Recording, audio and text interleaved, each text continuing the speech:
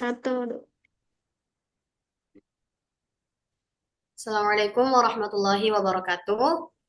Perkenalkan kami dari kelompok 4 akan mempresentasikan hasil kerja kelompok kami terkait alur pencernaan, penyerapan protein dan lemak.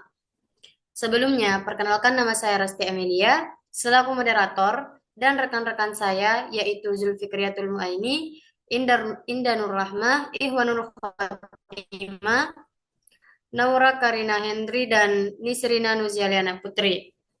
Baiklah, untuk mengefisiensikan waktu, saya persilahkan kepada pemateri pertama untuk memaparkan materi.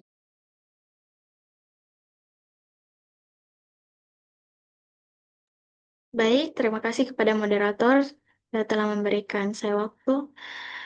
Baik, adapun peran protein sebagai zat gizi makro adalah protein sebagai zat gizi makro memegang peran fundamental sebagai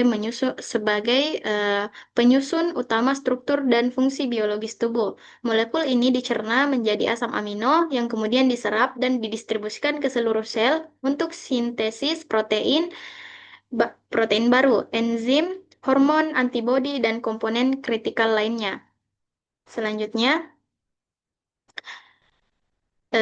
alur pencernaan dan penyerapan protein. Pertama, saya akan bahas tentang alur pencernaan, di mana pertama, alur pencernaan itu dimulai dari mulut, rongga mulut, di mana mastikasi pengunyahan. Secara mekanika, menghancurkan makanan. eh, mas- Mastikasi secara mekanika menghancurkan makanan sehingga meningkatkan luas permukaan dan mempermudah aktivitas enzimatik.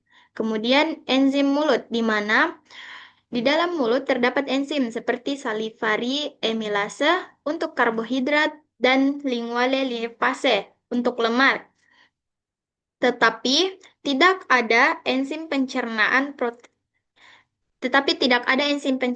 pada protein utama. Kemudian lambung, gastrin, hormon yang disekresi oleh Gikel di lambung merangsang produksi asam lambung HCl dan meningkatkan molaritas lambung. Faktor pentingnya untuk dinaturasi protein. Pepsin, enzim proteoliptik utama di lambung yang aktif dalam kondisi asam, mulai memecah protein menjadi polipeptida lebih kecil. Hasilnya adalah untuk membentuk shimah, campuran semi cair dari makanan yang telah dicerna secara kimiawi dan secara mekanik. Kemudian dari lambung masuk ke dalam usus halus. Eh, Fase awalnya itu duodenum, di mana sekretin diproduksi oleh di sel S di duodenum sebagai respon terhadap pH rendah sekitar pH 2 sampai 4,5. CK, C- CCK atau chole, choleksi, soleksitokinin diproduksi oleh I cell di duodenum dan jejunum sebagai respon pada protein dan lemak. Peran empedu vital untuk emulsifikasi lemak, walaupun bukan enzim protease, meningkatkan aksibilitas enzim lipase dan juga membantu dalam pencampuran enzim untuk efisiensi pencernaan. Kemudian masuk ke usus halus pencernaan.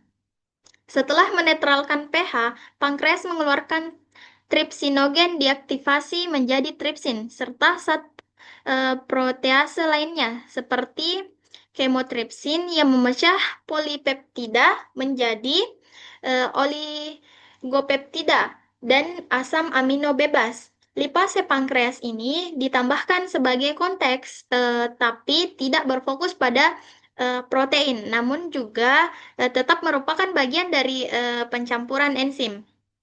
Bruce Broad Bruce border enzymes, di mana di sisi lain lumen enterosit peptidase peptida menyelesaikan pemecahan untuk menjadi asam amino dan siap diserap. Sumber umumnya next.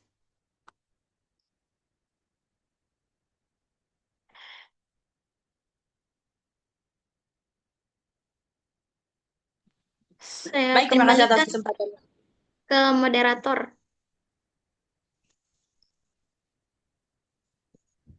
Baik, itulah tadi pemaparan materi dari pemateri pertama. Selanjutnya saya persilakan kepada pemateri kedua untuk memaparkan materinya. Baik, terima kasih atas kesempatan yang diberikan. Menjelaskan alur pencernaan dan penyerapan protein. Uh, Berikutnya penyerapan dan transportasi. Nah, tahap penyerapan di eritrosit itu yang pertama ada asam amino atau AA ini diserap oleh duodenum dan jejunum. Mekanisme transportasinya seperti pertama itu dimulai dari aktif sekunder atau Na dependent atau H dependent, kemudian difusi terfasilitasi untuk beberapa asam amino, kemudian transportasi spesifik untuk asam amino netral, basa, asam, dan rantai cabang. Kemudian peptida kecil atau dipeptida dan tripeptida. Ini diserap lebih cepat dibanding asam amino bebas. Transporter PEPT1 atau H dependent masuk ke eritrosit, kemudian di dalam eritrosit itu dihidrolisis menjadi asam amino bebas. Next. Kemudian bisa ke slide sebelumnya.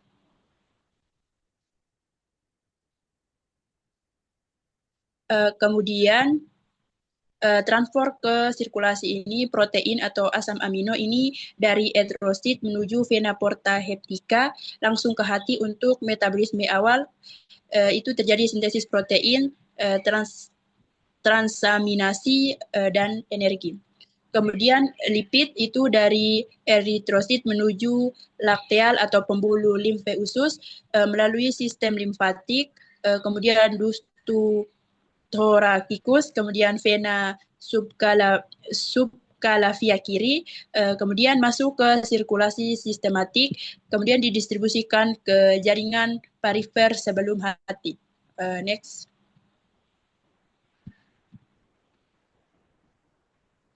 Ini dia ringkasan perbedaan jalur transportnya. Itu ada nutrisi zat gizi protein ini bentuk yang diserap itu asam amino dan peptida kecil. Ini jalur transportasinya melalui vena porta heptica, tujuan awalnya itu adalah hati. Kemudian ada lemak, itu bentuk yang diserap itu kilomomikron, kolesterol tambah fosfolipid ini melalui jalur sistematik limfatik. Tujuan awalnya itu adalah sirkulasi sistem. Baik, itu yang saya bisa jelaskan. Saya serahkan kepada pemateri berikutnya.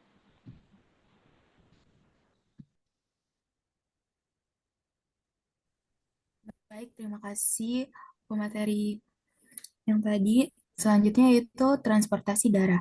Nah, asam amino yang telah berada di dalam enterosit kemudian dilepaskan ke dalam pembuluh darah kapiler usus halus, kemudian darah akan membawa asam amino ke hati melalui vena porta hepatica untuk didistribusikan ke seluruh tubuh.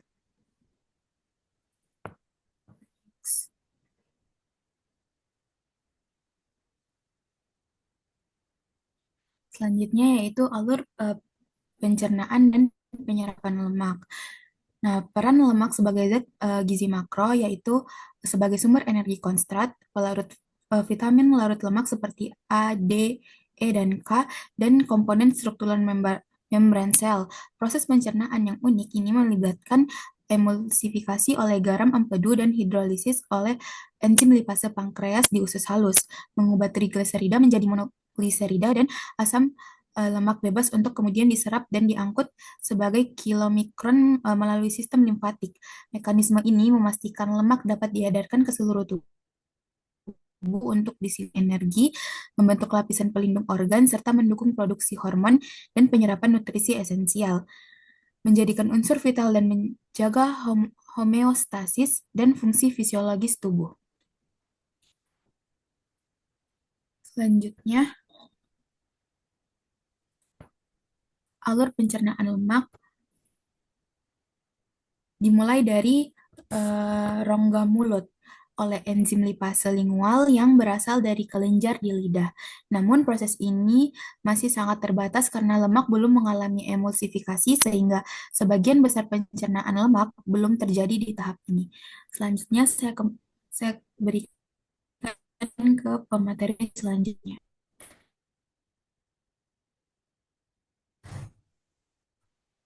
Baik, kasih kesempatnya.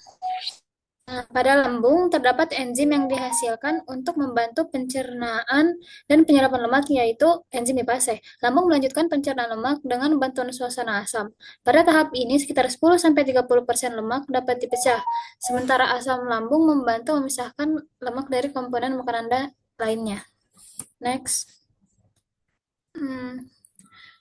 Usus halus. Pertama, lemak yang kita konsumsi akan diemulsifikasi oleh garam empedu menjadi droplet atau butiran kecil sehingga lebih mudah diproses enzim. Selanjutnya, enzim lipase dari pankreas akan memecah trigliserida menjadi monogliserida dan asam lemak bebas. Inilah bentuk sederhana lemak yang bisa diserap tubuh. Selain itu, ada juga enzim fosfolipase dan esterase yang membantu memecah jenis lemak lain, sehingga seluruh komponen lemak bisa diolah dengan baik. Jadi, usus halus merupakan tempat kunci di mana lemak benar-benar dipecah menjadi bentuk yang siap diserap tubuh. Baik, saya serahkan ke pemateri selanjutnya.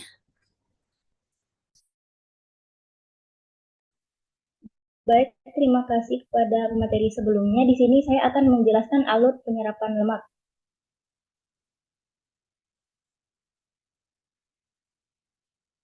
Baik, sebelum menjelaskan alur penyerapan lemak, di sini saya akan menjelaskan pembentukan misel, di mana hasil dari pencernaan lemak seperti yang dijelaskan pada rekan saya sebelumnya, yaitu monogliserida dan asam lemak itu bergabung dengan garam empedu dan fosfolipid membentuk struktur yang disebut misel, di mana misel ini berfungsi sebagai kendaraan atau pembawa untuk mengangkut produk pencernaan lemak yang bersifat hidrofobik atau takut air menuju ke permukaan sel-sel epitel usus atau yang disebut dengan enterosit. Nah, lanjut pada penyerapan lemak, di mana monogliserida dan asam lemak ini bebas masuk ke dalam sel usus dengan cara difusi melalui membran enterosit. Next.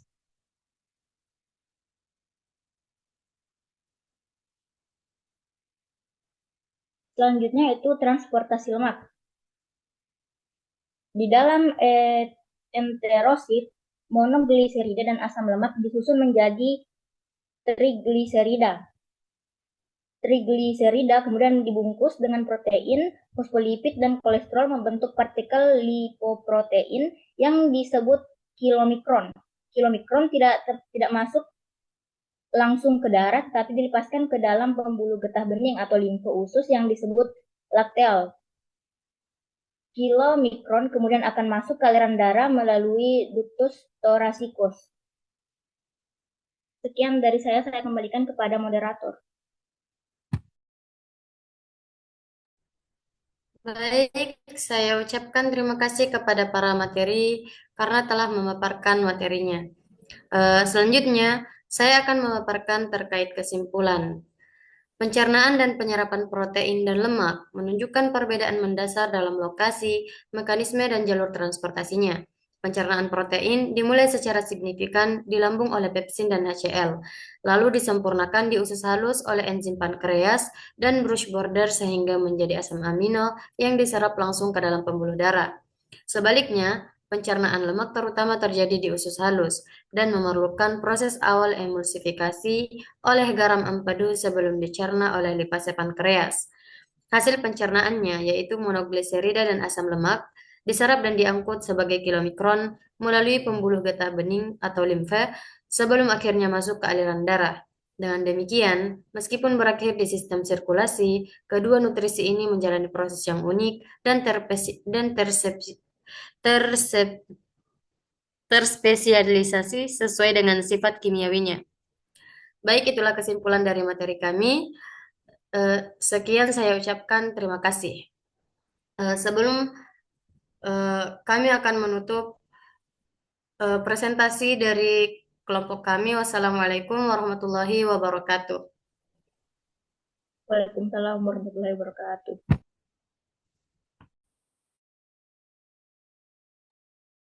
Oke, sudah. Semoga tasep Ji. Di. Saya kelihatan pahanya sepupumu Indah. Iya, iya. Indah. Sibuk cerita, weh. Bagus kalau enggak masuk, Ji. Salut. Tunggu dulu, ada mau kuperbaiki. Ada, kuki nama bukunya, coy. Sedikit kubaca Masuk tadi. pahanya. Indah, Indah. Nah, Wih, tidak. Apin, paham masuk dalam Zoom. Apa? Iya. Ya, sudah terlanjur biar Mi berapa detik. Iya. Sudah Mi. Indah. oke, sudah. Eh, screenshot Sudah dulu, ada warna screenshot kulit. dulu. Tunggu lo, screenshot dulu. Bagaimana caranya? Gas, gas, gas. Screenshot dulu. 1, 2.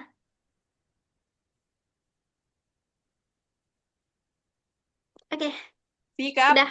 Vika, apa itu yang di Apa? kepalamu? Apa itu yang tumbuh di kepalamu kah? Kecambak? Astagfirullah. Iya, dia tidak terhilang ini filter. Astagfirullah, Markanga. Maksud Tommy kapan? Kecambah, Jir. Tidak apa-apa, Jicun nih. Vika berkecambah. Please mau kah makan? Ais, Iin enak kah? Minta dong. Lagi. Satu kali. Thank you ya. Satu kali. Tunggu.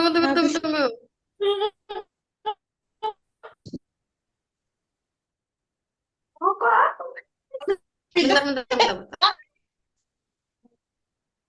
Ih, tunggu ngelekir. Rasti ulang. 1, 2. Apa?